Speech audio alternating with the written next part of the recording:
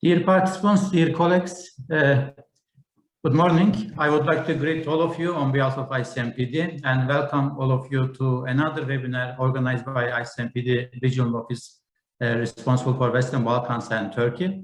We are organizing this webinar in cooperation with our headquarters based in Vienna, together with the colleagues who are responsible for our global outlook. With this webinar, we would like to give you some information about our analysis on the migration situation in Turkey, as well as in Western Balkans, with a reference to trends in 2020, as well as potential developments during this year. These activities part of series of the webinars that Icmpd is organizing. Early this year, we have organized an event to announce the initial findings of our global outlook, and also our other regional offices are organizing similar activities. Today, we'll be focusing on two components of an important migration route, Eastern migration route, through discussing details when it comes to Turkey and Western Balkans. Let me give you some information about the program. We will start to get some insight from our colleague Martin Hofmann, who drafted the global outlook. That will be a good baseline to understand the global trends on migration, particularly the implication of COVID over migration management in different regions. After having this baseline input, we will navigate through Eastern migration route, starting with Turkey. For Turkey, we will be analyzing the migration situation through focusing on overall migration management and later on migration development in general. My colleagues from Icmpd Turkey office, Aycan and Pınar, will be joining us to give their inputs. And at the end of the session, we will have honor to host Professor İçduygu, who will be also sharing his observation, analyze, and also highlights from his side about potential migration trends in Turkey in this year. In the second part, we'll focus on Western Balkans. Again, we will see the current situation in Western Balkans. We will get valuable inputs from Professor Stanovski, which will be also complemented by input from Icmpd through Eva, who will be sharing also her analysis when it comes to migration situation starting from last year and also potential developments this year. At the end of the session, we will have also a part to receive your questions and comments to be able to discuss the inputs that we'll be presenting, as well as get your also analysis. Without further extending, I would like to start the session. Dear colleagues, my name is Tamer Kılıç. I am regional coordinator of Icmpd, responsible for Western Balkans and Turkey. And hopefully I will try to manage the session today through moderating the inputs of our colleagues. Martin, now I would like to invite you to share your, let's say, summary when it comes to global migration outlook that you have been leading to prepare through last years. Of course, 2020 was an interesting year because of pandemic. We have observed that pandemic affected migration situation in different regions. And of course, countries aim to respond this differently. And also from EU side, EU also introduced a new pact on migration and asylum. But we have also observed countries started exploring different cooperation modalities with different countries, particularly between EU and Turkey. We have also observed that there could be also an enhanced cooperation framework. All, of course, those actions are designed to understand how the migration trends may evolve and what type of challenges needs to be overcome for the benefit of migrants, refugees, as well as different countries on this migration route. Thank you, Martin, once again for being with us. Floor is yours. Thank you very much, Tamer. Good morning, ladies and gentlemen. My name is Martin Hofmann. I'm Principal Advisor at the Directorate for Policy Research and Strategy at Icmpd. I have been mainly responsible for what we call the Icmpd Migration Outlook since its very initial phase some 3 years ago. And I'm very happy that this year we managed to extend this approach to our regional outlooks that identify, analyze, and discuss developments in the regions Icmpd is active in. I will start by giving a brief overview, a few thoughts on the purpose of the Icmpd Migration Outlook. It should conduct a brief analysis of migration-related trends and developments for the previous year and provide an outlook on important developments and events that might occur in the next year, and then discuss the resulting priorities for migration policy development. It applies a scenario approach, which is based on possible and plausible futures. This means that it does not want to predict exactly what will happen, but wants to discuss what actually might happen based on the experiences from the previous year. Main aim is to initiate a discussion among migration stakeholders, like a discussion we have today. As I've said, since 3 years, the Global Migration Outlook exists, and since this year, we also developed the regional migration outlooks to present specific regional knowledge. What is the point of departure of the outlook? The question always is, what are the factors that drive migration, and how will these factors develop in the upcoming year? Size and direction of international migration flows mainly result from the impact of long-term developments, drivers, or megatrends, the impact of short-term developments and events, the impact of policy interventions at the local, national, and international level, and the very, very complex interplay of these three main domains. When we talk about the long-term drivers of migration, we talk about conflict, war, civil war, and forced displacement, which is probably the most important driver for at least the more challenging aspects of migration that we deal with. Currently, we speak about roughly 80 million displaced, 43.5 million internally displaced persons on a global scale. And this is a number that grew tenfold during the last 30 years and affects migration in many ways. The other main drivers are socioeconomic development that frees migration potentials, wage and income differentials, demographic imbalances, the various effects of globalization, the revolution in communication technology that simply makes it easier to migrate to another place. More and more also the effects of environmental degradation and climate change. Just one example, the so-called dry corridor in Central America, which for the first time you have statistically confirmed that climate change actually has an impact on migration. Then there are always the global, what we call the global opportunity structures. It's the migration regimes and policies, but also smuggling networks, factors like proximity. A Turkish colleague once said rightly to me, you cannot escape geography, when it was about the question of Syrian migration. So when you're located at in certain regions and along certain routes, you also cannot escape the phenomenon. And all these factors, and that's the first important conclusions, gain in significance from year to year. This is why migration is growing in absolute terms, but also in relative terms, although the overall share of international migrants among the world population is still rather low. When we talk about the short-term developments and events that influenced international migration in 2020, we have to talk, of course, first and foremost about the global COVID-19 pandemic and the economic outfall of this pandemic. But we also have to observe a worsening of existing conflict situations that have impacted migration since many years. The situation in Syria has not really improved.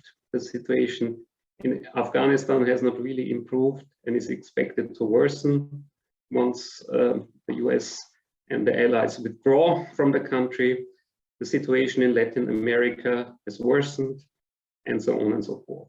And there are newly emerging displacement situations, like the one in the Sahel region, which also might show the impact in the months, but also years to come. In terms of the COVID-19 pandemic, I just want to quote a few figures to illustrate its severe impacts.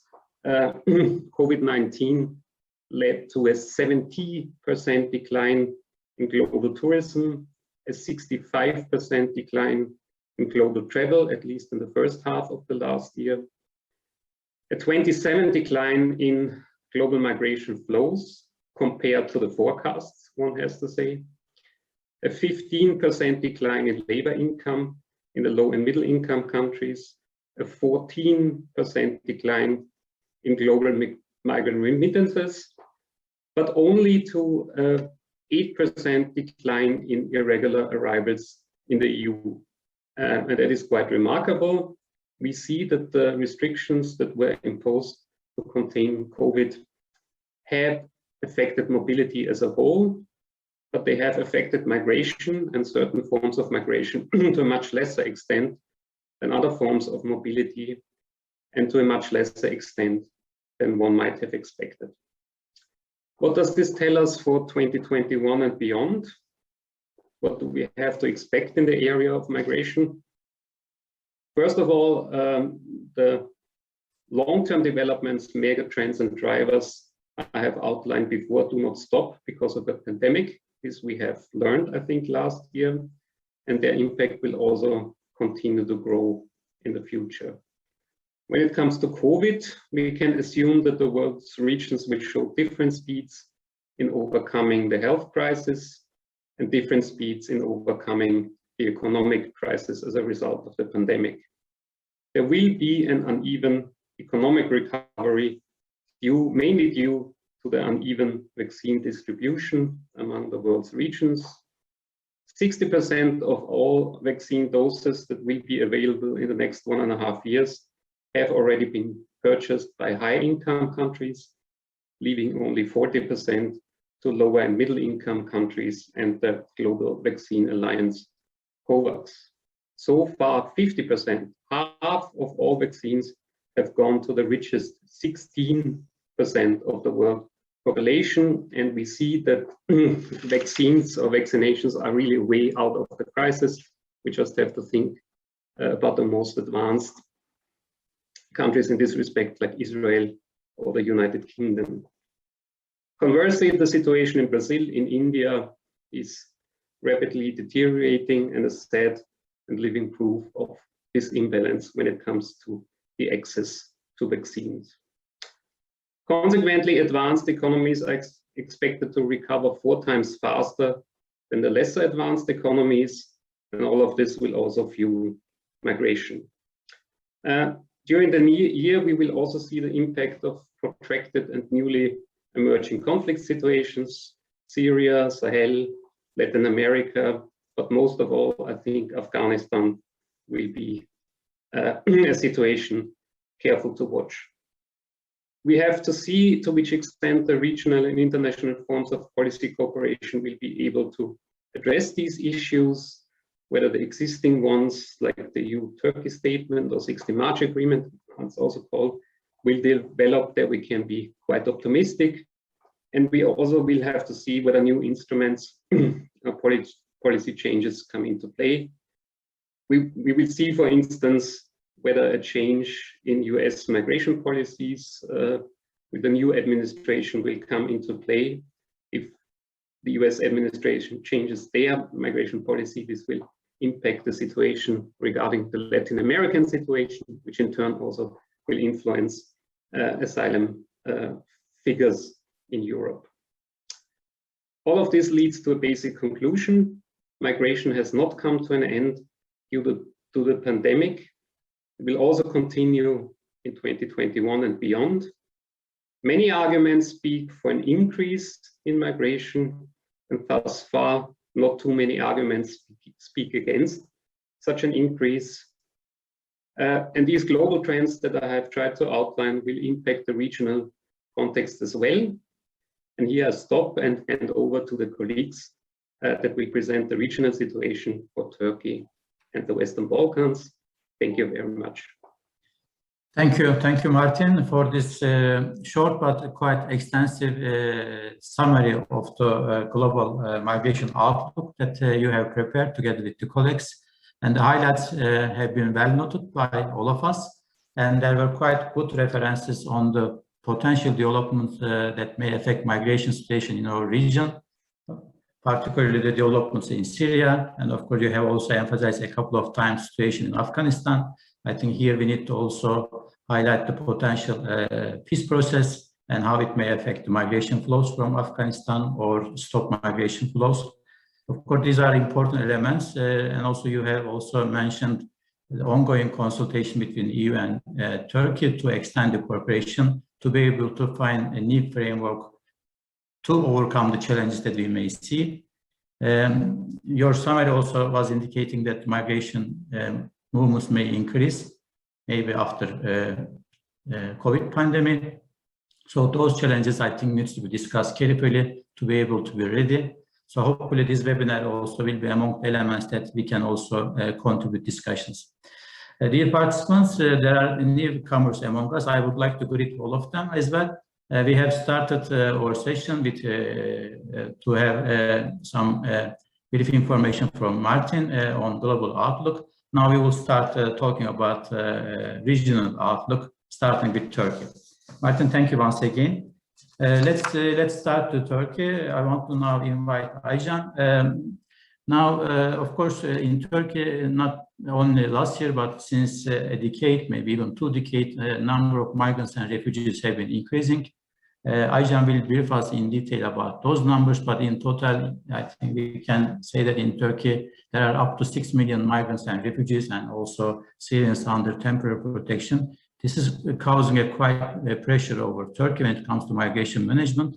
COVID situation, of course, made the issues more difficult for Turkey to manage migration, but also migrants and refugees have been affected from this situation. And the developments around Turkey are also indicating that migration will remain also a key topic for Turkey and also a cooperation area with other countries. Aycan, may I invite you to also share your observation in detail about the implication of COVID over migration situation, and also in more particular on different type of migration modalities, starting with irregular migration, return, readmission, border management, asylum, and of course also temporary protection. So these are all the areas which are important for Turkey when it comes to migration management. Let's hear from you when it comes to your observation, how you see the situation. Thanks. Thank you, Tamer Bey, and good afternoon, good morning, everyone. Yes, indeed. I mean, 2020 was not an easy year for Turkey. Like elsewhere, the COVID-19 pandemic had a major impact on the country itself, but also the dynamics, the regional migration dynamics in the neighborhood of Turkey.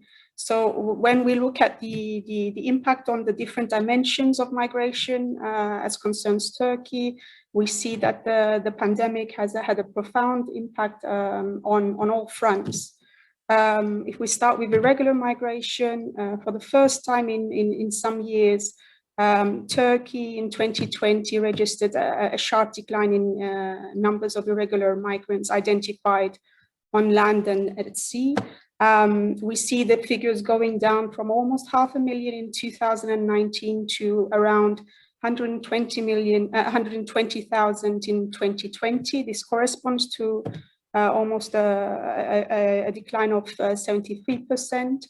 The Afghans and Pakistanis continue to top the list of irregular migrants arriving in Turkey.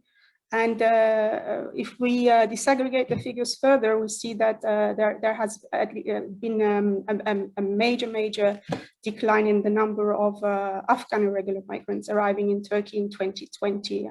This a decline that corresponds to almost 82%. Now, this is all due to, this is all attributed to the impact on the restrictions on mobility and the overall impact on migration. In tandem with these dynamics, we also see that there was also a sharp decline in secondary movements towards Greece, from Turkey towards Greece and further into Europe, maintaining the trend that has been there, the downward trend that has been there with the with the introduction of the 2016 EU-Turkey Statement on Migration Cooperation at large. We see that the total number of sea and land arrivals to Greece went down from around 75,000 in 2019 to 15,000 in 2020. Nevertheless, when we study the numbers, we also detect a slight increase in irregular crossings from Turkey directly to Italy and Cyprus, suggesting perhaps an emerging risk of a new route preferred by smugglers. Turkey, at the beginning of the year, had announced suspending readmission from Greek islands, citing measures due to the pandemic. Meanwhile, resettlements from Turkey to EU member states continued within the framework of the 2016 statement. And at the end of 2020, we see that a total of around 29,000 Syrians under temporary protection from Turkey have been resettled to EU member states. The rising tensions on the Turkish-Greek border early 2020 in February, March, reinforced calls for revisiting the 2016 statement and overall cooperation on the field of migration. But this we can perhaps address later in our webinar.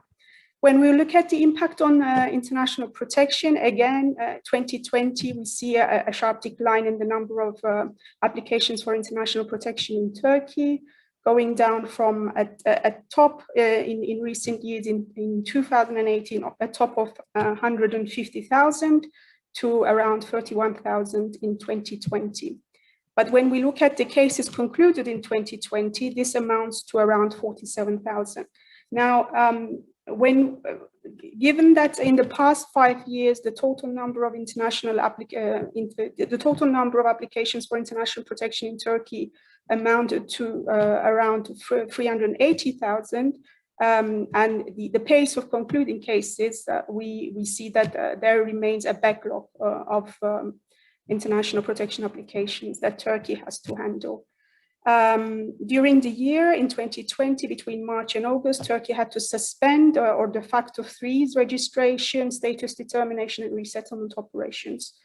Again, Afghans constitute the largest group of asylum seekers in Turkey, but the numbers are much lower than the number of regular Afghan migrants arriving in Turkey.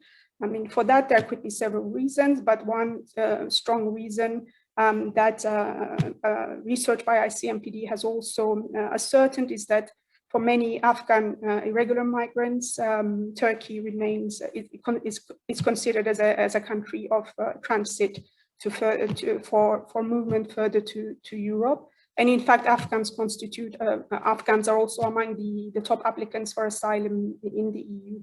Given the ongoing restrictions in mobility across the region and also the disruption in asylum procedures, not only in Turkey, but also in EU member states, we can expect that the number of irregular migrants, quote unquote, stranded in Turkey may be becoming larger in the coming years. 2020 also marked the 10th year of the civil war in Syria and the sixth year that Turkey has been hosting the largest number of refugees in the world, with over 3.6 million Syrians under temporary protection registered in the country and around 350,000 refugees of other nationalities. As mentioned earlier, this continued to put a major strain on the country. And the situation has been exacerbated by the overall impact of the COVID-19 pandemic on the Turkish economy.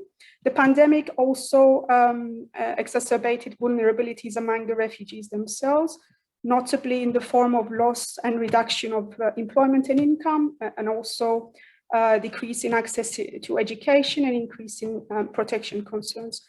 Finally, despite the sharp decline in irregular migration overall, in 2020, we see an increase in identified cases of victims of human trafficking in Turkey.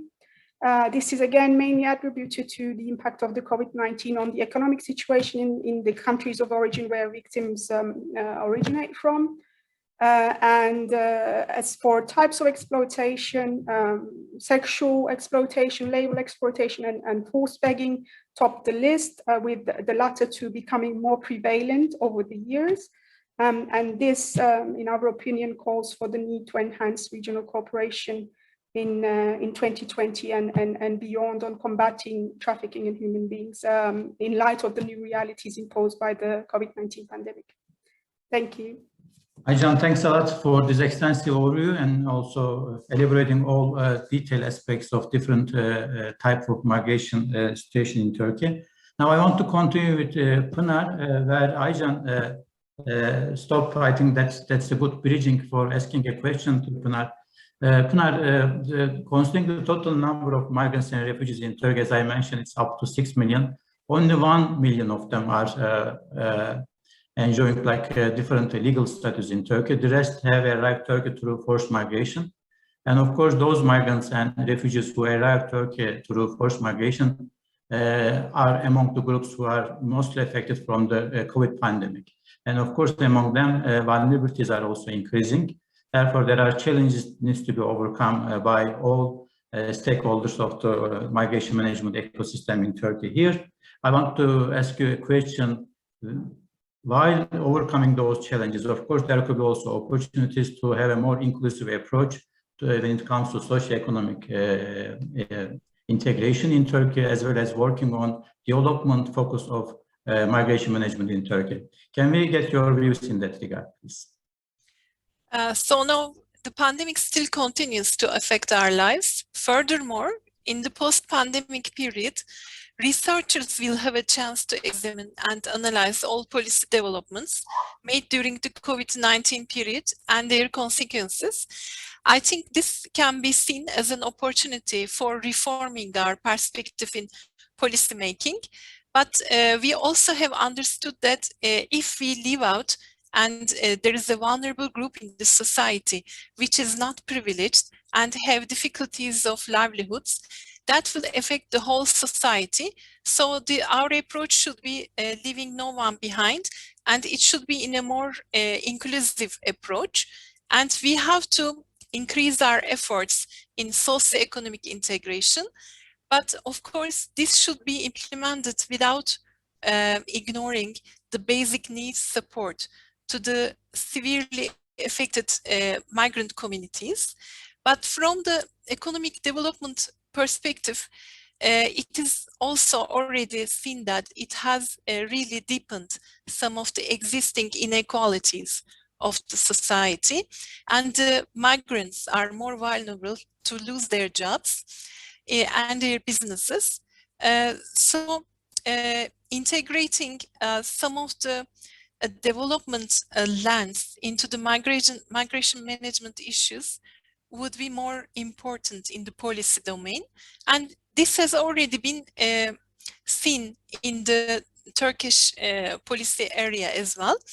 But looking at socioeconomic integration, it is very important to have some detailed information on sectors, livelihood, and labor market integration aspects as well.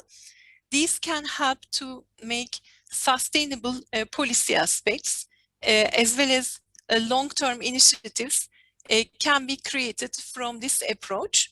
I still think that there is an opportunity of reforming the perspective in policy making, which is likely to be the development for more inclusive policy towards the disadvantaged groups, which is going to eliminate the inequalities of the society. Thanks a lot, Pınar, for taking this discussion to a bit detailed level when it comes to socioeconomic integration, as well as once again highlighting the importance of development focused migration management strategies in Turkey. Now I want to continue with Aycan, again coming back to more general issues. Aycan, in the first round you mentioned the challenges that Turkey is going to face also this year because of having a diverse group of migrants and refugees in Turkey. So to respond to those challenges, In your view, what could be the main prioritization for the authorities in Turkey as well as the international community to work together? And what could be the policy recommendations that we can promote for further discussion? Yes, indeed, the situation in Turkey and the region in 2020 really, direct us towards some core challenges that await Turkey and its partners in 2021. I would like to mention the top three in our own assessment. I think, first of all, Turkey will really have to develop proactive policies to avoid a backlash scenario in a post-COVID situation. As mentioned, Syria and Afghanistan continue to be the largest source of migration towards Turkey. While it's it's hard to predict the exact impact of COVID on developments in 2021 and beyond. We can see that in these two countries and other main countries of origin for Turkey, there is continued instability and conflict. Economies are deteriorating because of the COVID impact, further exacerbated because of the COVID impact, and also healthcare systems are, to different degrees, are experiencing major bottlenecks. Therefore, all these developments, as well as put together with the expected uneven pace of recovery in terms of economic recovery, but also vaccination that Martin has laid out very well, we could expect that these developments could trigger fresh migratory flows from Syria, from Afghanistan, and from other countries of origin towards Turkey and further into Europe, once current restrictions to mobility are removed and there is a return to relative normalcy. Therefore, watching the humanitarian and security situation in Syria, as well as the fate of the peace processes in Afghanistan, is not only vital for Turkey, but also of the other regional actors, including the EU member states. A post-pandemic scenario whereby flow of irregular migrants to Turkey returns to 2019 levels or exceeds 2019 levels would certainly overwhelm Turkey, whose capacity to accommodate refugees and manage migration is already stretched to its limits. Therefore, besides strengthening border and security policies, Turkey really needs to enhance its capacity to monitor and also forecast regional migration trends to be able to respond proactively. And at the same time, Turkey needs to enhance its cooperation with countries of origin, including on facilitation of voluntary returns and reintegration schemes.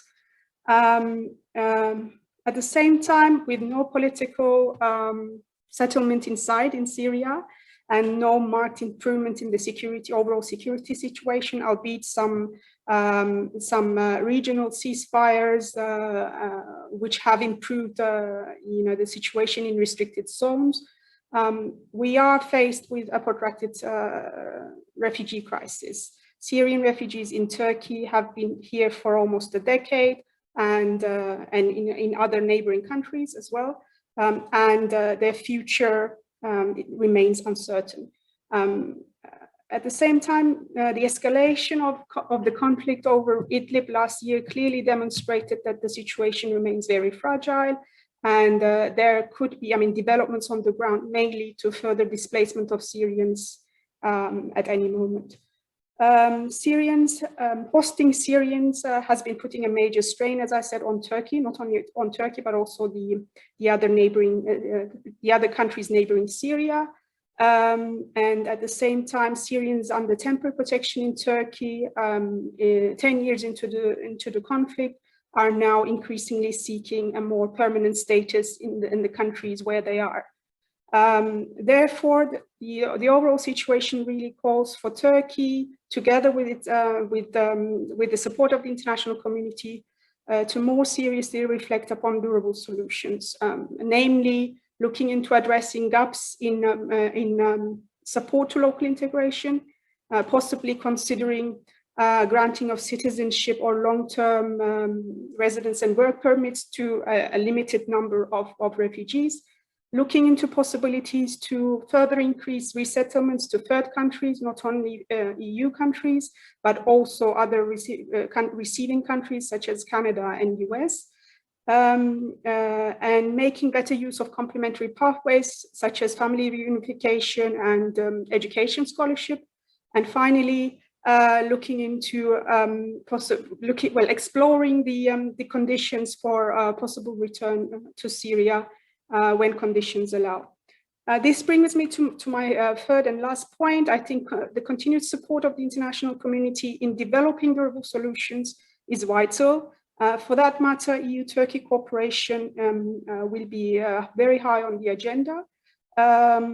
The EU and Turkey have a common interest and responsibility for a stable Eastern Mediterranean, as well as common responsibility to uphold the rights of refugees. There is also, I think, there should be a common interest to avoid the repetition of the tensions experienced on the Turkish-Greek border early 2020. So we see a renewed momentum in EU-Turkey relations overall, which could offer prospects for further enhancing cooperation in the field of migration in 2020. This should have the overall objective of expanding cooperation in all dimensions of migration management, not only limited to looking into the situation of Syrians under temporary protection in Turkey, but I think addressing the overall migratory challenges, irregular migration challenge in the region, employing a whole-of-route approach. At the same time, the two sides should also be jointly exploring the durable solutions that we've mentioned earlier, that I've mentioned earlier. The EU should be looking into increasing resettlement commitments, and Turkey should be assessing to resume readmissions from Greek islands as soon as possible. And in terms of the continuation of the EU support to Syrians under temporary protection in Turkey, this needs to be enhanced in a way that there is more local ownership and more local impact, and that it's more of an investment for durable solutions. Finally, the EU and Turkey would benefit from jointly exploring also the conditions for return to Syria. At the moment, Turkey has a unilateral policy, and according to official statistics, so far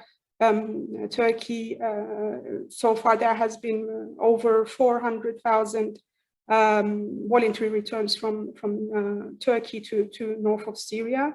The situation in the north of Syria could be jointly monitored regularly, and there could be joint investment for putting in place the necessary conditions for voluntary returns if, of course, the political and the security situation allows.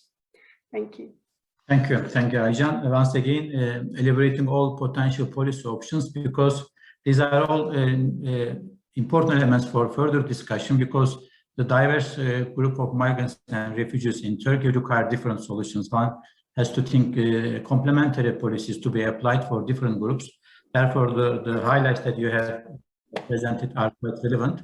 Of course, among those policy areas, one is also quite important and will remain, I think, very relevant also for this year, which is development sensitive migration management in Turkey.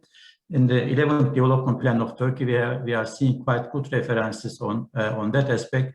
Now, I want to invite Pınar to share her assessment, also considering the challenges that have been presented so far, how development sensitive migration management could be used in Turkey for the benefit of migrants and refugees in Turkey, but also country of origins, as well as Turkey and potential destination countries, considering the migration situation in Turkey. Pınar.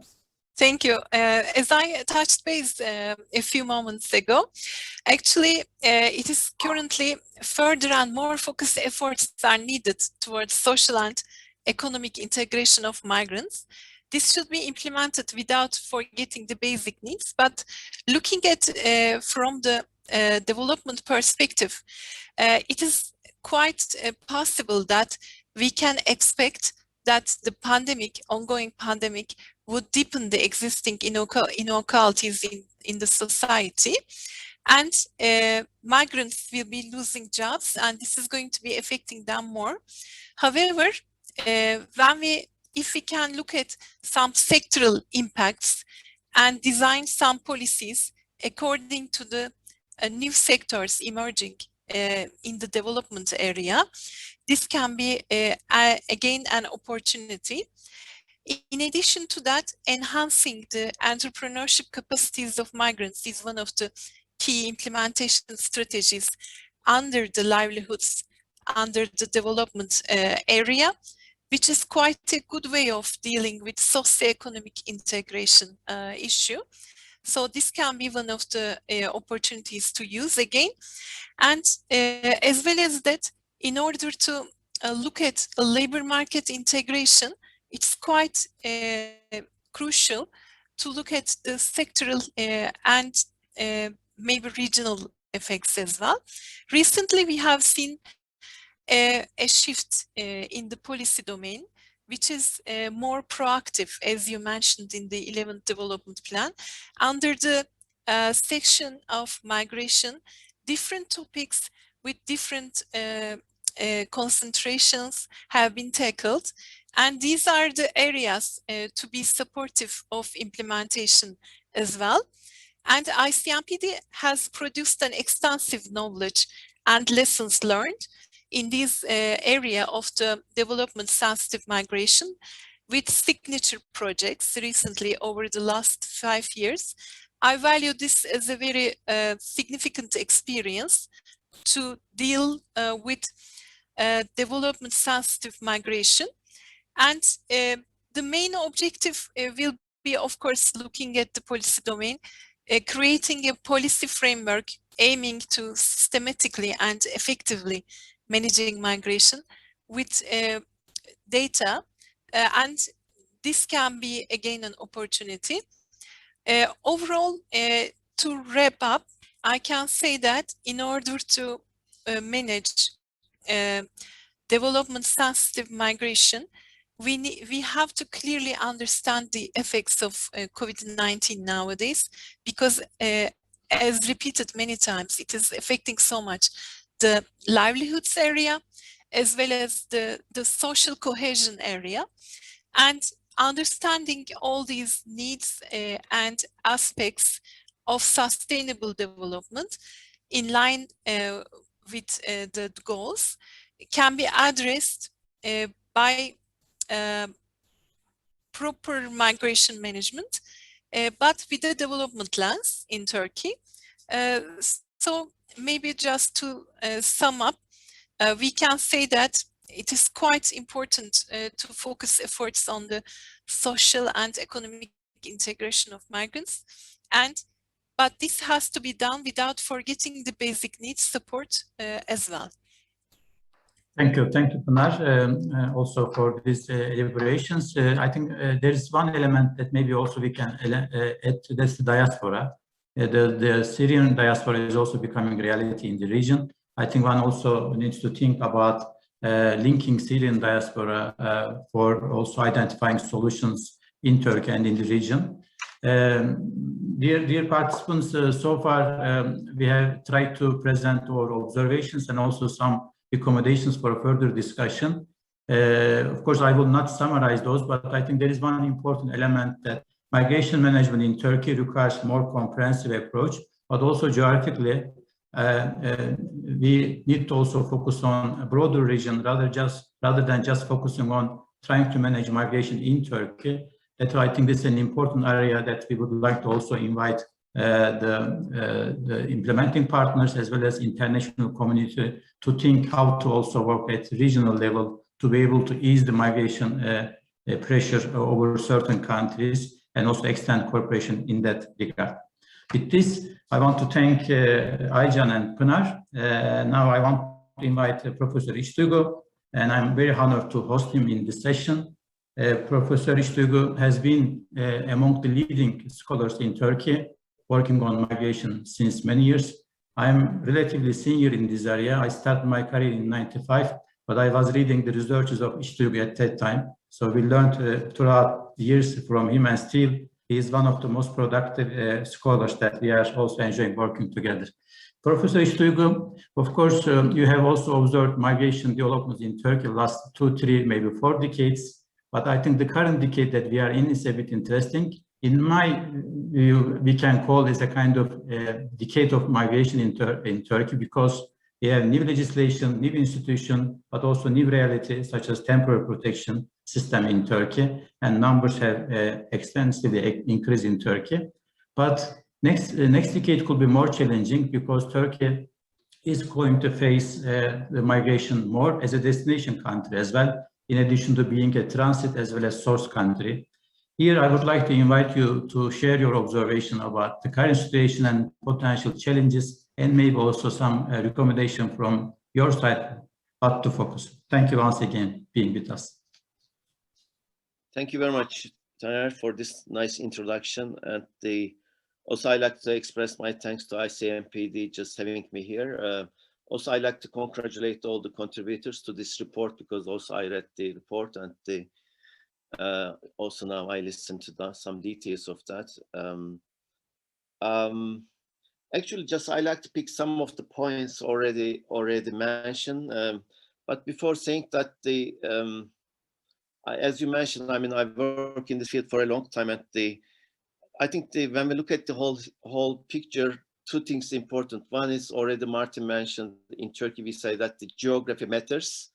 The second thing, history matters. History in the sense that although we are talking about the recent events this year, and also we are trying to look at the future, but this is the flows we are talking about over Turkey has a very long history. I'm not going to go into that history, but just I like to stress that we see the legacy of that past now in current years, and also probably in the future we will also see the same type of trends.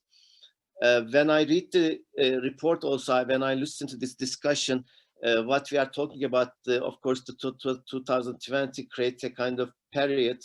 We see this was a kind of intervention because of the COVID period, to the whole history of migration in the region. So we see some continuities and some ruptures actually with this in 2020.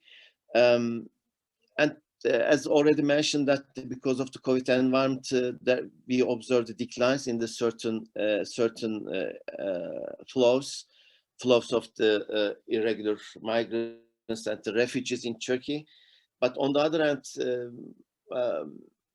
particularly in the recent months, also we are seeing that these flows are still going on. And although there are these declines compared to last 5 years, just I like to remind you the fact that there's still 120,000 irregular migrants apprehended in Turkey, and this is huge number 2 when we look at the flows actually. But what I like to highlight, or it's already mentioned that when we consider the case of Turkey, the most important case is the Syrians, and over the Syrians, just I like to elaborate a bit. It is already mentioned that now there are 3.5 or 4 million Syrians with different status, but the 3.6 million of them actually under the temporary protection. So over the last 10 years, particularly last 6 years, what we are discussing in the case of Turkey, naturally, not only in Turkey, around this issue, their future. And when we talk about the future of the Syrians, we are referring to 3 options. I often repeat my talks. One is the integration in Turkey, the other is the resettlement, and the third one is the return. And we observe that, of course, resettlement issue is a kind of difficult issue. It's a very highly political issue. Because of the time limit, I'm not going to go into detail that, but I like to stress this. Overall, what we are talking about highly political issues. So this politicization around the migration issues, I like to stress the first thing. And later, when I'm concluding, I will mention that in that sense, political will is very important, political will of the government. So those decision makers, actually, for the, I'm referring to what some policy recommendations, I will come to that point. But again, if I refer to these three options, certainly I think that because when we look at the literature and the international legal arrangement, actually, we cannot tell that this one of these three is better than the other, okay? Equally important. So in that sense, both Turkey and for the European Union and a larger international community, resettlement should be a kind of big issue too. I know that the Western world is a bit reluctant because of the public reaction, etc. But this is the first thing that we should not underestimate the importance of the resettlement issues. And from the Turkish side, I think Turkey should keep that on high on the agenda. Unfortunately, politicians time to time keep this type of issues very emotionally top on the agenda, but I think Turkey should put it with a kind of with the reasonable suggestion, not like I'm critical of the 2020, just saying that, look, we open the borders and this creating a kind of border question. Okay, the first thing is that the resettlement, and second thing, integration issue. I think this starting with the 2016, Turkey has this very serious attempts and the policies towards the integration of the refugees in Turkey. You mentioned the 11th development plan. When we look at this plan, there are sentences there, and also there's this program on the integration of the Syrians in Turkey. Actually, there's a document prepared by the Migration Management Directorate. Of course, when we look at the research results of that, now almost everyone except that the politicians, public, I don't want to give a kind of figure, but a large portion of the Syrians highly likely will be very long-term in Turkey or maybe permanent, I mean, based on the time period. So again, one of the very significant issues that to develop the reasonable integration policies. I know that it is very difficult, or as it happens everywhere, Turkish public, I mean the people on the street also becoming very reactionary to that. So also one should consider that these integration programs could be quite balanced, also concerning the just paying attention to the concerns of the people. Then I like to come to this return question, because I think in 2021 and in the following years, return question will come to the picture more and more. I'm a bit not so, I should say, I'm not so positive about that whole this return discussion, because for the return discussion over and over, I say that we need the three things. This is not my findings, but when we look at the literature, one is the voluntariness. And unfortunately, I will warn the officials that time to time giving some money to encouraging the refugees or the irregular migrants. Okay, this could be a kind of policy, but one can question what is voluntariness there. Okay, I will put a kind of question mark there. Second is much important, is the security issue, and I don't think that even in North Syria now there's a security issue. So in that sense, really, I found a bit again the questionable to create a kind of what is called safe zone and returning the migrants there. We should be very careful about the security issues there.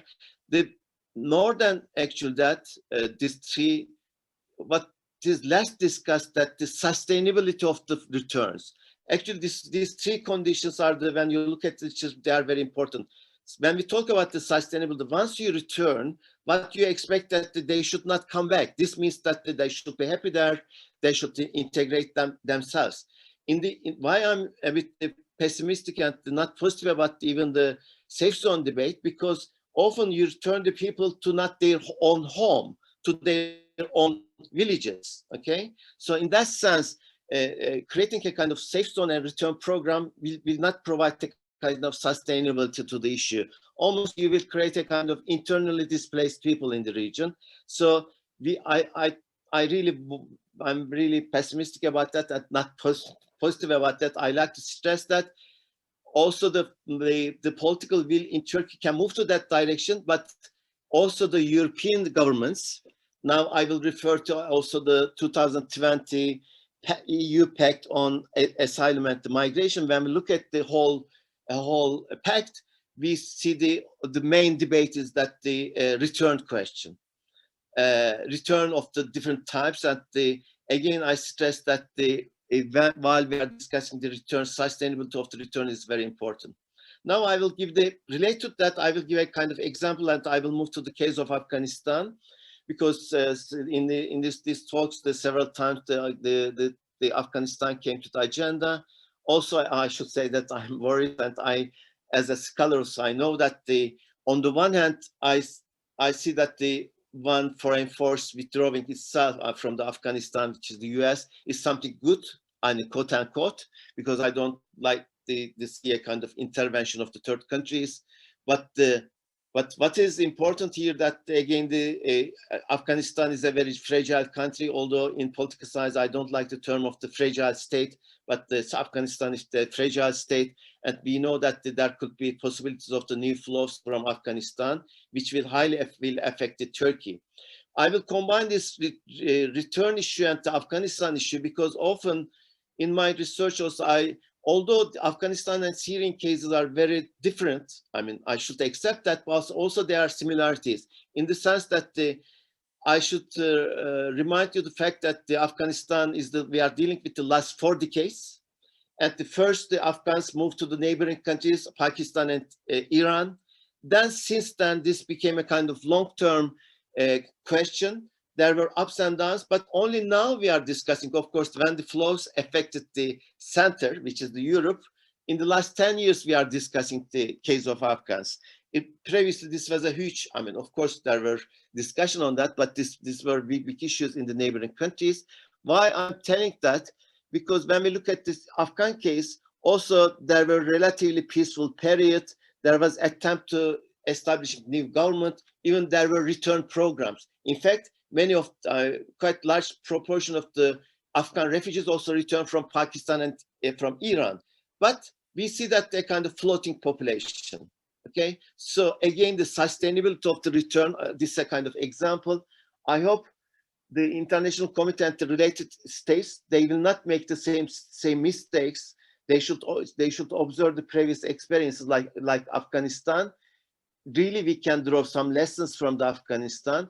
I know that I'm not suggesting, unfortunately, I cannot suggest a kind of solution, kind of policy on that, but at least I will, as a scholar, I will say that really we have to be careful on that. Coming to I think I have a limited time, just I will say few things about what we may expect in 2021 and what should be a kind of policy. First thing is that over every meeting, what we are saying that really migration needs a kind of good global governance, which means that there are different actors. So in that sense, authorities, the states, they should better understand each other, their concern. In that sense, I think the EU-Turkey leaders, the political leaders, should get together. But I think they should, it's highly politicized area. At least they should be careful thinking about the whole migration is a kind of migration issues, and my issues related to migration as a kind of technical issue. And they should not underestimate the rights of the migrants and refugees, okay? Because we know that always there's a clashes between the states and the refugee rights, okay? I think now all these new pacts or new arrangements somehow should be careful about the realities of the migration and the realities of the migrants themselves. So in that sense, I really stress the political will. To have the very good political will, I think the importance of the NGOs and local governments are very important. In Turkish case, also importance of the local governments we observed. But around the world, the public, I will also send the reference to the media, okay? All these different forces in this civil society arena, if they can give a kind of reasonable picture of migration to the politicians, because the election times comes and the politicians by this negative view of the migration and refugees, then they take decisions. Unfortunately, I mean, just I shouldn't say unfortunately election time is coming, but the election is something good. People decide on that. But in the coming years in Turkey also there will be election time. In Europe, this is a very highly political issue. So I know that I'm not able to pinpoint some specific policy issues, but I like to give this large picture to have a kind of good management of migration issues. In fact, the political will of the state authorities is very important. I think I should stop here. Thank you very much. Thanks a lot, Professor Işduygu. We, of course, once again listen you with high interest. Of course, we were not expecting from you to give a key recommendation because it's not doable, because the issue itself is complex. I think because of that, in your intervention, you had to make reference to political elements, operational elements, human rights elements. I think that makes the migration management in Turkey and in the broader region a bit difficult. I think, as you have also highlighted, therefore, the durable solutions have to be discussed further, rather than focusing on a couple of limited options. We have also one question in that regard from the participants asking how the durable solutions can be applied. Of course, the percentage of different solutions, it is related to political elements, operational elements, but I think we can once again highlight that complementary policies are needed, not only focusing on short term, but also in the long term, but also a regional perspective, and also partnership, promotion of partnership is necessary to be able to understand each other rather than handling migration through different perspectives. Once again, thank you, Professor Işduygu. I know that you have also limited time. With this, I want to close the part on Turkey to be able to remain in accordance with our program. Now I want to open the part on Western Balkans. Western Balkans, of course, is quite important region when it comes to migration flows as well. And it's also strategic importance also from EU perspective, as well as also from Turkey side between these two areas. Now, we will start with Professor Stanowski. He is a professor in Faculty of Security in North Macedonia, and he is also working as a consultant at Global Initiatives and Migration Experts. And previously, he was also holding managerial position in different regional organizations in Western Balkans. Thank you, Professor, being with us. Of course, the migration situation in Western Balkans is different than Turkey. But within the context of Western Balkans, considering the number of countries, considering the economic situation, and considering the nature of migration, which has been traditionally a transit, and also expectations of EU, and different perspectives of Western Balkan countries, migration, I think, will remain for a while in Western Balkans a hot topic as well. Now we want to invite you to get your observation, how you see migration situation in the region, what are the challenges, and what could be the also key areas to be focused on. Thanks a lot for being with us. Thank you very much for inviting me, and it's a pleasure for me to share some of the, let's say, impressions and knowledge collected regarding the migration from the perspective of the Western Balkans. But before that, in my limited 10 minutes, I am aware that probably I will not touch all important issues, because migration is so complex issue, as we see from the excellent presentations from the colleagues from Turkey and the colleagues from Icmpd. And in that way, I would like to congratulate for the document outlook, which was shared with us, and with the possibility to learn about a lot about Turkey, how Turkey is managing in the migration issues, and probably from the perspective of the Western Balkans, we should highlight how important is to have, let's say, not regular, but events in which we can learn from each other, because most of the challenges and aspects which were mentioned from the colleagues from Turkey, they are similar with the challenges which we face on the Western Balkans. And there are some programs which are titled Western Balkans and Turkey, or vice versa, but between two geographical, let's say, regions, Turkey and the Western Balkans, there are additional 500 kilometers, which should be also highlighted, and which is very important when we are speaking about migration, the continuity of the aspects which from Turkey are coming to the Western Balkans and later on to EU. I will start with mentioning that East Mediterranean route has a long history, and it was known as a Balkan route. And in mid of 70s last century, it was used for illegal drug smuggling.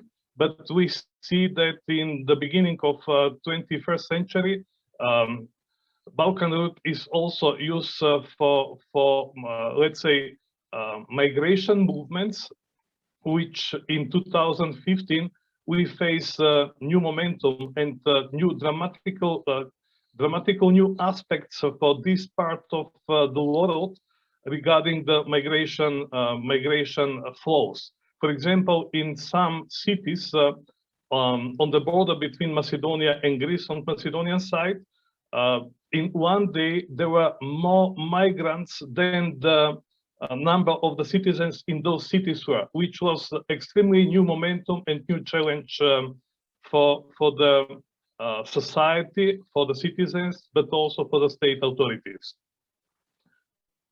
Actually, in 2015, we learned that some EU countries established fence, which was so unusual. But unfortunately, this momentum continued in the rest of the countries, even in the Western Balkan countries. And today there are a lot of fence which actually should prevent the migration flows. That was the situation in which the countries dramatically switched their policies, their activities in the field of security instead of the human rights, which is also new aspect, and from time to time it still exists in the region even now. Let's see what's happened. The regular migration flow from Turkey via Greece to North Macedonia. The migrants moved to Serbia and later on to Hungary. When Hungary prevent the further route and Hungary introduced new measures, the migration flows switch from Serbia to Croatia. When the Croatian authorities established fence on the border, then the migrants switched to Bosnia and Herzegovina. And in 2016, on the border between Macedonia and Greece, on the North Macedonian side, because of some restrictions in the cooperation with Frontex, 8 European countries sent their police forces based on the bilateral agreements with North Macedonia, and they are permanently there in the portion between 1300 to 1900, and their presence is very proactive and efficient. It's estimated as important, and they are still there cooperating with the Macedonian law enforcement. In 2016, actually, Macedonian and Greece border was prevented for further flows by the migrants, and the migration flow moved from Greece through Albania and northern from Montenegro to Bosnia and Herzegovina. And because of the measures introduced from Croatian side, we face a lot of, let's say, new momentum and difficulties in managing the migration camps which exist in Bosnia and Herzegovina. For example, the cases from Unasana canton give us messages that this issue should be managed on a more proper way. Let's say a few words about the composition of the migrants. The agreement between European Union and Turkey statement is very important for the Western Balkan countries. For example, this document helps in 2016 for the consolidation of the process elsewhere on the Balkan route. In beginning of 2020, when the suspension of the statement was announced, the flows of migrants happened again. This scenario and the lessons learned with closing the borders by Greece and Bulgaria in that time remained us for the possible scenarios in the future. That's why it's very important all parties to be aware about the importance of the phenomenon of migration and to contribute on the proper way to respect the agreement as it was composed, to stabilize the situation and prevent such unexpected flows with the migrants, if possible. From the perspective of the Western Balkans, I will try to say a few words about the smuggling of migrants, which is registered, and all countries report for increased number of the cases instead of trafficking in human beings, which is going in decreasing tendency. It doesn't mean that trafficking in human beings doesn't exist on the Balkans, but actually, for the moment, the countries are much more involved in solving the cases with the smugglers. One research developed by Frontex spoke about that 84% of the migrants use the services of the smugglers because they see their support or their services as a final solution to pass the Balkans and to come to specific EU country, because they cannot see the possibility how to overcome, how to pass the borders. In some interviews, we see the migrants from on the border between North Macedonia and Greece who tried more than 30 times to pass the border. Regarding the smuggling issue, I would like to say that the criminal groups on the Balkans operate in those issues, but they are, let's say, some kind of assistance. The brain of the criminal groups are outside of the Balkans. And Global Initiative already completed research which will be published on 10th of May, in which there are some figures regarding the estimated size and value of the market regarding the smuggling of migrants. Actually, on the border between Greece and North Macedonia, the estimations are telling that probably for the period of 1 year, there are between 17 and 19 million euros. On the border between Greece and Albania, the smugglers, they also earn between 7 to 8 million euros. In total, the border between Greece and North Macedonia and Albania is a market estimated on 24 to 27 million euros.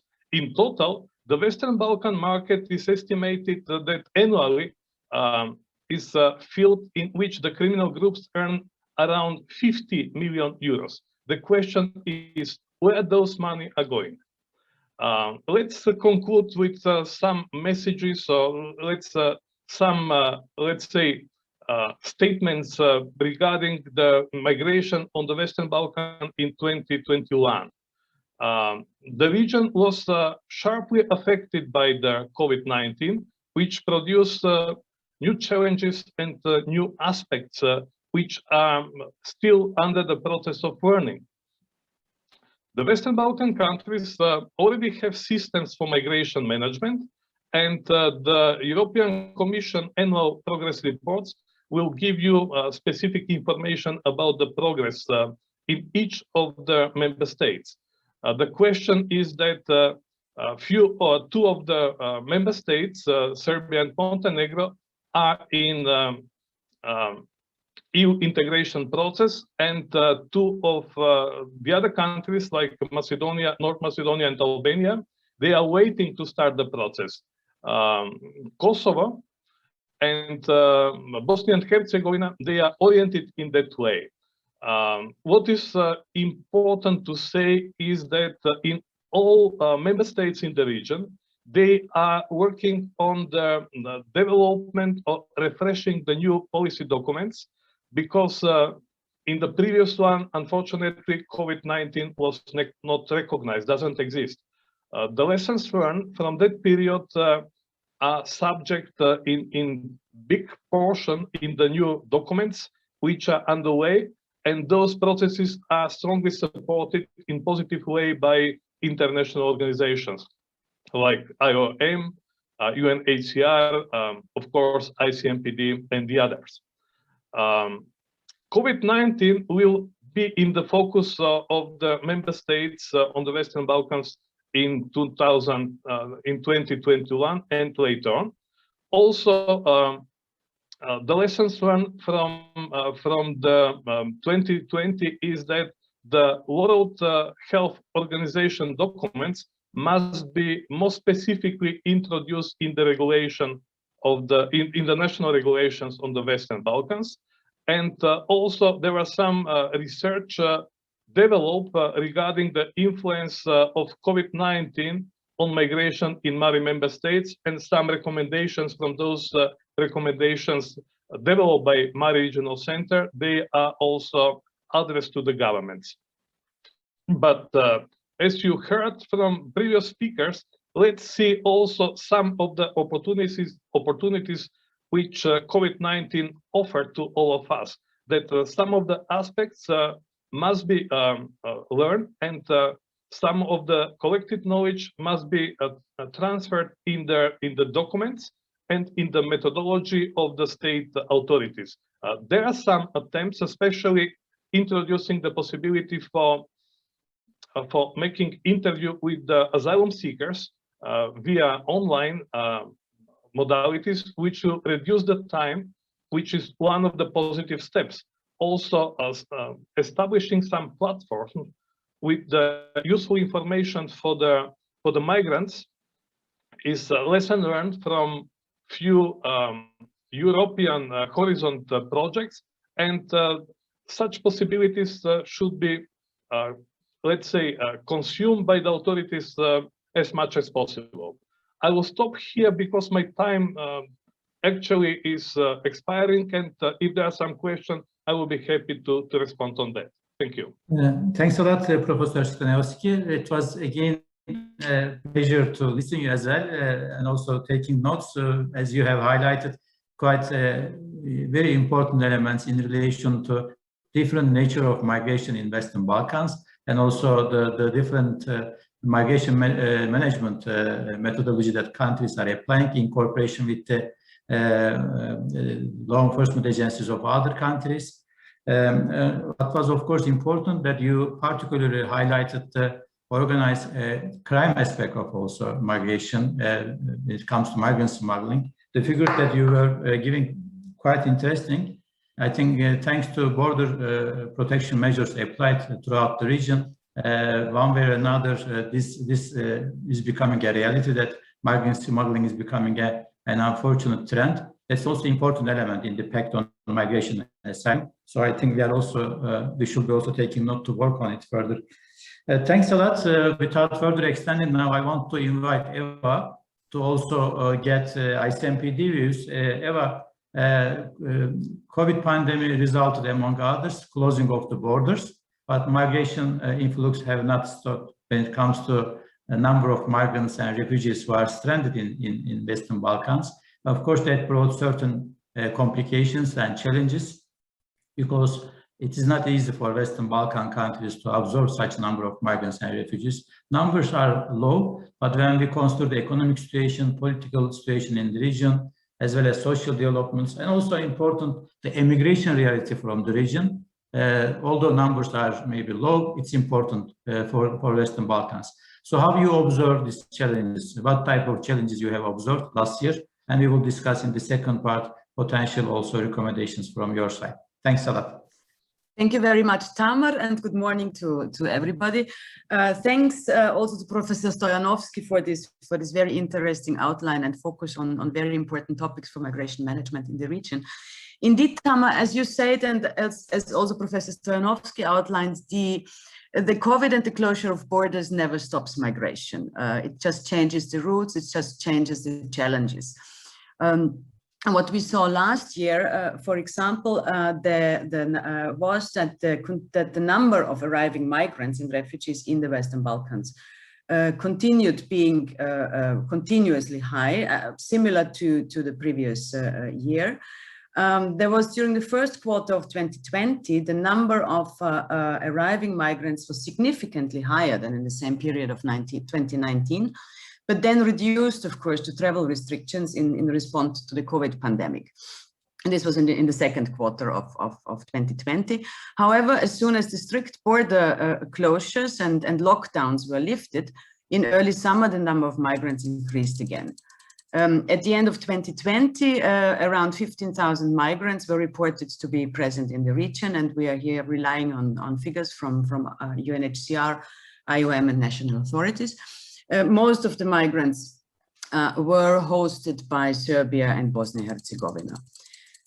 Challenges identified are, of course, manifold. The influx of migrants is, of course, presenting a challenge or pressure on border management authorities to do their work, but in general also on migration management authorities to ensure adequate services for the reception of migrants and, of course, for the protection of migrants. This became specifically important in the relation to COVID. And the need for the related prevention measures. The 6 Western Balkan countries have responded, in our opinion, quite well to this crisis. All countries have contingency plans to manage mixed migration flows in place and responded well to the pandemic. Also, there were no specific health or COVID-19 response plans developed for migrants. Migrants have been included in national healthcare systems and taken care of. There were, of course, issues related to ensuring distances in quarantines in camps, and of course also to assure access to healthcare services for migrants, specifically those outside the camps or sleeping rough. What remains a challenge is, of course, that the stricter controls at the borders or full border closures, as during the first lockdowns, led to an increased number of migrants stranded in the Western Balkans. And this led to challenges, as we all know, ensuring adequate reception and accommodation for migrants, which was specifically evident in Bosnia and Herzegovina during 2020, where the capacities in reception centers reached their limits, especially in the locations at the border to the EU, on the border to Croatia, Unasana canton. Also, some other countries faced problems in this regard, but not to the extent as BiH did, where the influx of migrants was very high. The closure of borders, as Professor Stoyanovsky also addressed already, of course, led to an increased use of smugglers, and illegal crossing of borders became the predominant ways migrants entered and transited the Western Balkan countries. In these situations, migrants are also becoming more vulnerable to trafficking. What is maybe interesting is that Western Balkans continued to be seen by migrants rather as transit region or transit countries on their way to EU countries, rather than destination countries. When we compare the number of arriving migrants or registered migrants to those seeking international protection, we have found the following figures. For example, despite the border closures and transiting and difficulties to transit further to EU countries, in 2020 there were some 22,000 migrants expressing their intention to request asylum in the Western Balkans. However, only around 4,600 applied for international protection. This is corresponding to around 11%. This would be maybe the main challenges we have identified in the regional migration. So let's continue immediately, as you are the last speaker also. Yeah. What will be also recommendations when it comes to prioritization for migration management in the region from your perspective? So to overcome those challenges, what type of recommendations we may promote for further discussion, considering the nature of the migration in Western Balkans? Thank you. Very brief, maybe, as we have mentioned also earlier already, of course, the development at the Turkey-Greece border will continue influencing the migration flows along the Western Balkans. There is no expectations that the number of migrants arriving in the region will decrease in 2021 or beyond, but the pressure will remain high on authorities. We came to the conclusion that the countries in the region have a good basis for dealing with arriving migrants. They should focus on different aspects or continue focus on different aspects to react to the expected challenges.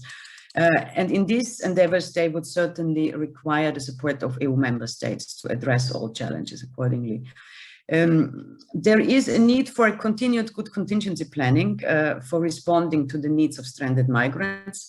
This relates especially to ensuring adequate reception capacities, provision of services, and in COVID times, continued inclusion of migrants in healthcare systems, as done so far. For some countries, especially Bosnia-Herzegovina, this would mean to increase and improve the reception capacities or accommodation capacities in the country.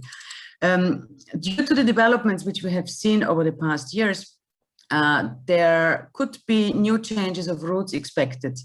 As borders are closing, new routes are opened, and it is strongly recommended that the migration management planning and also contingency planning of the Western Balkan countries consider these potential developments. It is also recommended that governments, when talking about ensuring adequate accommodation and reception conditions, that governments focus on a distribution of migrant centers throughout the respective country to avoid the concentration of high numbers of migrants in only a few locations. There have been tensions in some of the countries among the local residents and the migrants arriving. So this is seen as very important. It is also important, I think, to work with media to avoid biased reporting on migrants, which would help to avoid negative perceptions of the population towards migrants and avoid tensions. A very strong focus should be taken on combating smuggling and trafficking, as well as ensuring that asylum systems are efficient and functional, speeding up the processes, maybe starting using digital tools, strengthening the cooperation with neighboring countries in the region and countries of transit is specifically important for border management and for combating smuggling and trafficking and irregular movements. Here also exchange of data needs to be or could be still improved. Cooperation with countries of origin seems to be a weakness of all 6 Western Balkan countries. And should be improved. We all know this is difficult.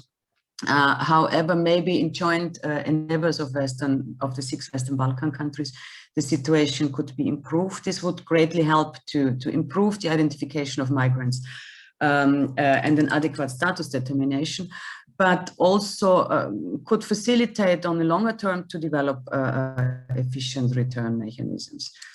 Eventually, seeing that migrants will remain stranded in the region, it would be also needed to start looking into durable solutions at the regional level here and develop adequate policies and support mechanisms related to return of migrants. It could be related to resettlements or to integration in the region. That's in brief some of our main thoughts. Thank you very much. Well, thanks a lot for this excellent summary of the recommendations. I was taking note to add something, but you didn't leave me something to add. So thanks a lot for elaborating all this. Particularly, of course, you emphasize on the potential trend of increase of stranded migrants in the region. I think this is not going to be a surprise because we observe with appreciation the border protection measures applied by EU member states. And of course, that will result that migrants and refugees who are in the region and also who may arrive the region in a later period may have to stay in the region. But on the other side, as you mentioned, countries do not have much to offer yet when it comes to their economic integration. So of course, unless return operations work well from Western Balkans to country of origins, those numbers will increase, and that will cause a pressure over the countries in the region, as well as it will be always option for the migrants to attempt to go EU. Therefore, as you mentioned, durable solutions have to be also explored in Balkans through different means to also explore, among others, economic integration. Maybe it's a bit larger topic, but through new investments to be able to create jobs for them and to be able to use migration as also element. Otherwise, it will be a kind of temporary topic for Western Balkans to manage migration. Thanks a lot, Eva, once again. With this, we finish the panel discussions. We have now, I'm opening the part for questions, if there are further, then we will wrap it up. We have already received one question in relation to inputs given by our colleagues on durable solutions, how durable solutions can be applied in Turkey through projects. Aycan, if I may invite you to comment on that, as you have well explained the durable solution, also sub-options, namely for, you said, integration, resettlement, voluntary return, and complementary legal pathways. So what will be your suggestion to apply them in different strengths? Yes, let me just stress what perhaps you have laid out, Tamer Bey, the core two principles in employing durable solutions simultaneously. I think you rightly said complementarity and partnerships. So I think whatever durable solutions we have at hand, we should always keep the complementarity perspective and try to apply them or advance the avenues on all fronts in parallel. And the development of these durable solutions certainly require partnerships. So it's not it's not in the capacity of one single country, Turkey or other Syria neighbor country, to develop these durable solutions in the absence of a solid contribution or support from the international society. I mean, going more concrete, maybe I can start from the last point, complementary pathways. I think part of the equation is to offer more legal pathways to refugees to establish a more permanent, let's say, life in third countries, thereby increasing the opportunity for resettlements. We as ICMPD, we are working on a scheme to look into the use of complementary pathways such as family reunification or student scholarships.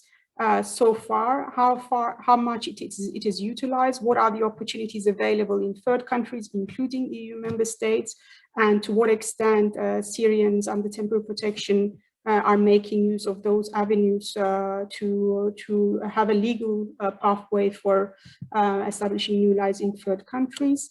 So this is one concrete idea, to look into the current use of complementary pathways and to promote their further use. On the issue of resettlements, yes, this is very political, as Ahmet Bey, Professor H2 clearly explained. But again, there are things that can be done. A concrete idea is to try to promote more international cooperation on this. Perhaps develop some sort of a coordination or a coalition of the willing to come together and regularly share. A coalition of the willing of states that are willing to receive more refugees from Turkey and from other countries hosting Syrians, to come together and to coordinate more regularly on available quotas, future commitments, and how to make the mechanisms more effective. When we look at returns, again, yes, the issue is very political, and at the same time, it's very tricky, it's very complicated because of the security situation on the ground in the country. But here, there are things that we can do in the coming years to eventually, invest in conditions that could be conducive for return in the coming 5 to 10 years. We have to plan ahead. We cannot wait for the moment to come and find ourselves unprepared for returns if and when hopefully there is some sort of political settlement on the horizon. Therefore, as Icmpd, again, these are ideas that we are working on, but a concrete suggestion of ours is to have a joint collaborative effort to regularly monitor the conditions on the ground for return. So have a regular flow of information on the actual conditions that are there and assess it from a perspective of how conducive it is for possible returns in the coming years. And also a monitoring system for returns that are already ongoing. There are returns ongoing from Turkey. I believe there are also returns from other neighboring countries of Syria inside Syria. So these can be and should be monitored to have more information at hand on again, the overall conditions and how sustainable they are. As for local integration, I think the key issue, perhaps Pınar can comment here, but I think the key issue there is to link it to the development needs of the countries. You know, by contributing to the development needs of the host countries, you thereby increase their absorption capacity. And I think that element should be present in all projects and in all assistance to countries hosting Syrians, and local ownership and the importance of local authorities and CSOs has also been highlighted. Therefore, projects making better use of these dynamics, I think, would be in a position to support more durable solutions. Thank you. Thanks a lot, Aycan. Now I want to consult the participants whether you have any questions or any comment while waiting for questions. I will not attempt to wrap up, but some highlights also from my side. It has been very rich discussion so far. We have provided quite good inputs and also discussions, elements for further discussion. Of course, our input should be seen from the perspective that as Icmpd, we are a technical organization trying to cooperate with our counterparts in Turkey and Western Balkans to support their capacity building and also manage migration, not only in the short run, but in the longer run. Therefore, we are trying to contribute also policy discussions through identifying additional mechanisms that can be also introduced as, if I may say, to add to policy toolkit what can be applied and where, to be able to keep the numbers manageable, and of course to be able to respect the human rights of migrants and refugees, but also to have sustainable and structural solutions which can be also applied in the longer run rather than just focusing on the short run. Of course, this is quite an extensive discussion. Therefore, we will continue writing papers and also organizing this type of events to present our views and also invite participants to discuss. There is one important element, as Martin mentioned at the beginning, that migration will not stop, it will continue and it will become more challenging. That's the reality.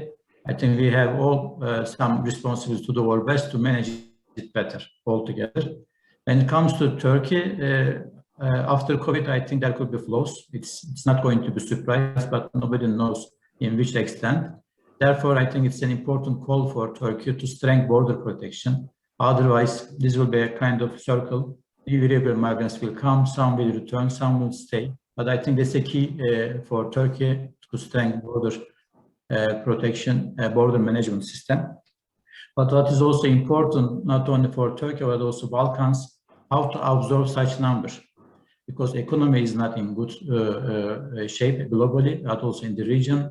There are social developments and of course all other aspects. It's important to take a note while discussing how to absorb such numbers. All our discussions are guided from this reality, how to find different ways to help the situation. Therefore, there were references also to the necessity of regional perspectives, to promote some regional-based thinking, to have a maybe regional migration agenda, to work together in the countries and also in international community funding states and implementing partners. With this, I want to also stop here and see whether there are any questions that we can try to answer.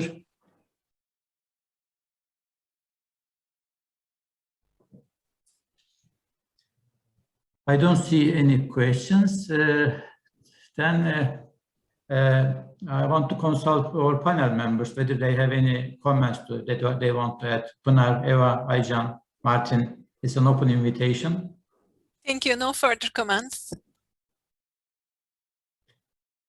Okay. Maybe a final one is referring to what you just said. I think that we have to stress and stress again that these issues can only be addressed by the way of cooperation. And cooperation means if you, and this is a fact of life, of social life, family life, job life, if you expect others to help you solving your problem, you have to be ready helping them solving their problem. And I think this attitude and this principle needs to be applied more than it is applied now. I think we're in a good way when it comes to that. And with this spirit of cooperation, I think all challenges can be addressed as well as the opportunities harnessed. Thank you. Thank you, Martin, for this emphasis. We may then conclude.